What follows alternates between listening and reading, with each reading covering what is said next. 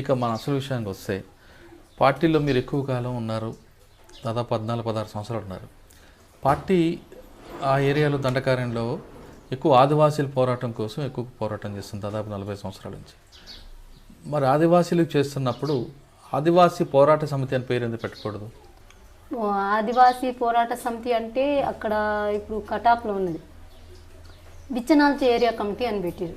ఎందుకంటే బిచ్చనాల్చి అంటే ఏం లేని ప్రజలు అక్కడ ఏం ఒక ప్రభుత్వం సంబంధించింది సంస్కరణలు కానీ వాళ్ళ ప్రభుత్వ అభివృద్ధి కానీ దైనందిన సమస్యలు కానీ విద్యా వైద్యం కానీ ఏం లేవు, కోరాపుట్లో ఏం లేవు. తర్వాత ఇక్కడ కటాప్ ఏరియాలో కూడా పార్టీ వెళ్ళినాక పార్టీ డిమాండ్లతోని కొద్దిగా ఆర్ఎంపీ డాక్టర్లు పంపడం, అట్లా చిన్న చిన్న డాక్టర్లు పంపడం, అట్లా గవర్నమెంట్ తీసుకుంది. అట్లా అంటే వాళ్ళు ఆదివాసీ పోరాట సమితి అని పేరు ఎందుకు పెట్టుకోకూడదు అంటున్నా. అంటే ఆదివాసీ పోరాట సమితి అనేది దాంట్లో ప్రతి ఒక్క ఇప్పుడు నేను పోతే నేను ఒక నా కులానికి ఒక పోరాటం, ఏరే దానికి ఒక పోరాటం అట్లా ఉండదు దాంట్లో. అంటే కులాలు సంబంధించిన లేదు, దాంట్లో ముఖ్య సమస్య మొత్తం సమస్య ఏంటిది అనేసి పరిశీలించి దాంట్లో చాసిమూల్య కమిటీ అని పెట్టిరు ఒకటి. అక్కడ ఆదివాసులతో కలిపి అంటే బిచ్చనాళ్ళు చాసిమూల్య కమిటీ అని పెట్టారు. ఎందుకంటే వ్యవసాయం మీద ఆధారపడుతున్నారు కాబట్టి అక్కడ ఒక కమిటీ పెట్టడం జరిగింది. ఇప్పుడు ఆదివాసీ కమిటీ పెట్టడము కానీ పోరాట సమితి అని పెట్టడం కానీ అట్లా జరగదు. ఎందుకంటే ఇప్పుడు నేను మైనార్టీ పోరాట అది సంబంధించి పెట్టరు కదా, వ్యక్తిగతంగా పెట్టరు.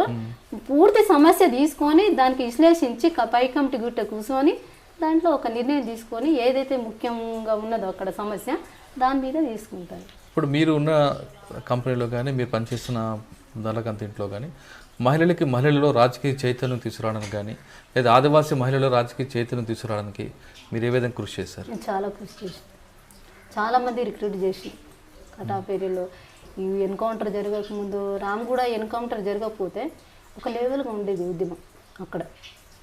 చాలామంది ఇప్పుడు నేను అంటే ఒక టార్గెట్ పెట్టుకున్నారు అందరు కూడా. అంటే ఒక్కొక్క ఏరియాలకు ఒక 6 నెలల్లో ఒక 10 మంది కన్నా అట్లా రిక్రూట్ చేయాలనేసి పై కమిటీ తీర్మానం ఇచ్చింది. అట్లా తీసుకున్నాం, ఒక స్పీడ్గా తీసుకున్నాం.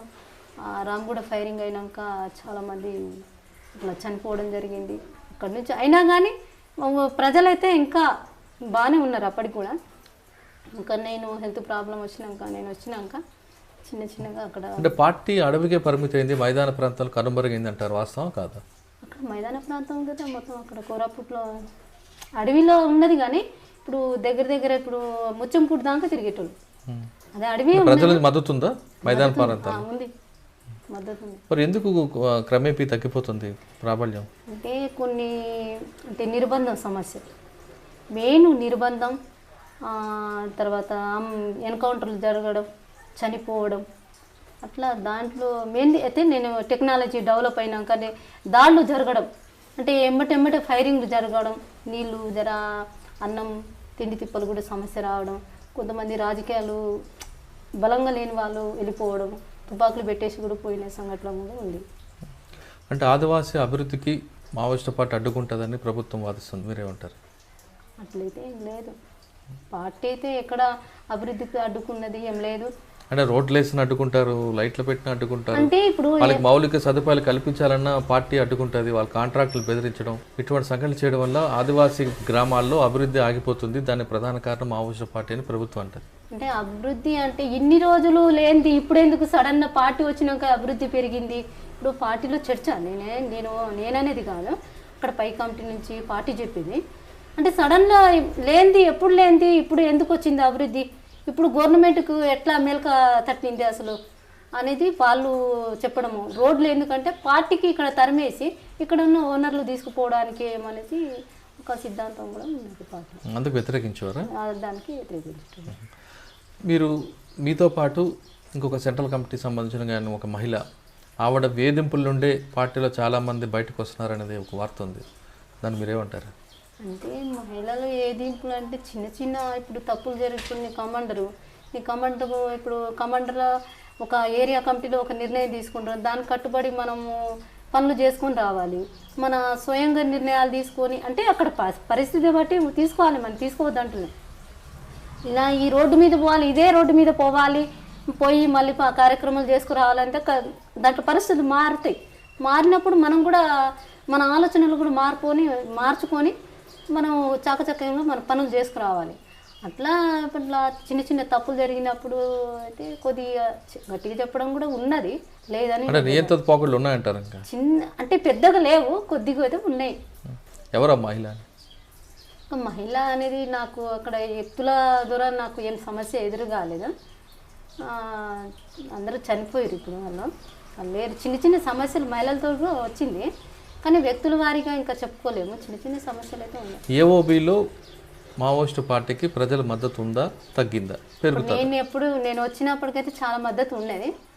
నేను వచ్చినాక అయితే చూస్తే పరిస్థితులు చాలా మారిపోయినాయి. క్యాంపులు పెట్టి నేను తిరిగే ఏరియాలో మొత్తం కటాప్ ఏరియాలో మొత్తం క్యాంపులే పెట్టేసారు. పోలీస్ క్యాంప్ గురాసెట్టు పెట్టిండ్రు, అది అమరవీరుల స్తూపం కట్టినారు, భవనం కట్టినారు. అక్కడ కూడా అది దర్లబేడలో ఒక క్యాంపు పెట్టిరు, జంతురిలో క్యాంపు పెట్టిరు. తర్వాత ఇక్కడ కోడిగుందులో ఒక క్యాంపు పెట్టిండ్రు. సో విపరీత క్యాంపులు పెట్టిరు. బూస్పూట్లో పెట్టిరు క్యాంపు. అంటే ప్రజల కోసం లోపలికి వెళ్ళారు మీరు.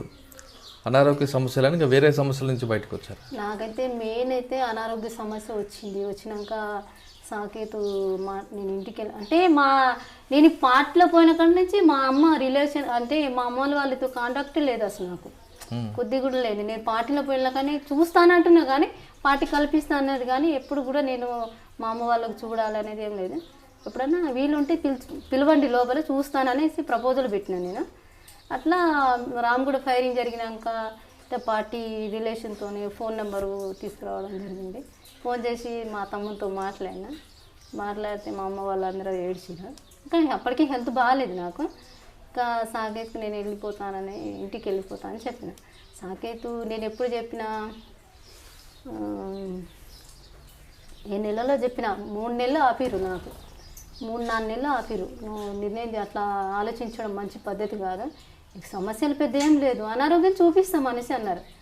కాదు నేను పోతాననేసి ఇంకా నేను హెల్త్ ప్రాబ్లం బాగా అంటే వర్గ ప్రేమకు ఎక్కువగా ప్రాధాన్యత ఇచ్చే మావోయిస్ట్ పార్టీలో మరి వ్యక్తిగత ప్రేమకి హెల్త్ సహకరిస్తలేదు. జ్వరం రావడం, గ్యాస్, ఆరోగ్య సమస్య కాకుండా మీరు కన్నతల్లి తమ్ముడు మీద ఎక్కువగా ప్రేమ చూపించారు. అట్లా అని ప్రేమ అని కాదు, అప్పుడు మాట్లాడిన అదే టైంలో అన్నీ జరిగినాయి. నేను ఇంటికి పోతానని చెప్పిన టైం అదే, వాళ్ళు కూడా మాట్లాడిపించింది అప్పుడు ఆ టైంలో జరిగినాయి. ఏదో ఇంటికి వాళ్ళు మా అమ్మ వాళ్ళు మాట్లాడి ఏదో ఏడ్చిరు అనేదో నేను రాలేదు. అట్లా ఆ టైంలో జరిగినాయి అన్నీ. అంటే పార్టీ అనుమతి ఇచ్చిందా మీరు వెళ్ళిపోతానంటే? నేను వెళ్ళిపోతా అంటే 3 నెలలు టైం పెట్టింది. 3 నెలలు సాకైతే డైరెక్ట్ మాట్లాడిండు, ఉదయం మాట్లాడి వాళ్ళతోనే ఉండేదాన్ని. నేను ఎక్కువ నేను అక్కడ యోబిలో ఉన్నదంటే సాకేతు ఉదయ్ దయతోనే ఉన్నదాన్ని, వాళ్ళతోనే ఎక్కువ నాయకత్వంతో ఉన్నాను. ఏమన్నారు 3 నెలల తర్వాత? 3 నెలలు టైం పెట్టిరు, ఆలోచించుకొని నిర్ణయం తీసుకో, ఆలోచించే పద్ధతి మంచిది కాదు, ప్రజలకు ఇంకా ద్రోహం చేసినట్టయితే కదా అని చెప్పిరు కానీ నేను ఇంకా దాంట్లో అయితే నేను మార్చుకోలేదు. పోతానని చెప్తే పంపించాను. నేనైతే దొంగతనంగా పారిపోయి రాలే, పార్టీ పంపిస్తేనే నేను పోతా, పంపకుంటే ఎన్ని రోజులని ఉంటానని చెప్పిన. పార్టీ పంపిస్తేనే వచ్చినాను. ఎక్కడ సార్ ఎంటర్ అయ్యారు? నాకు నల్గొండలే సార్. ఎవరి దగ్గర?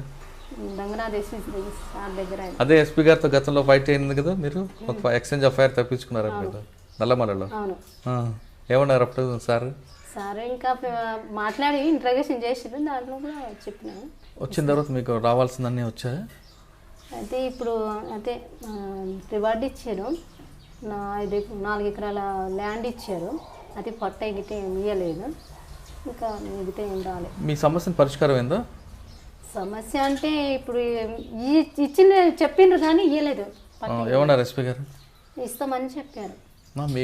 మీ పాత భూమి అది ఏమో మాట్లాడిండు, మళ్ళా కోర్టుకు 60 రోజుల టైం ఇచ్చారు, ఆ తర్వాత చేస్తామని చెప్పారు.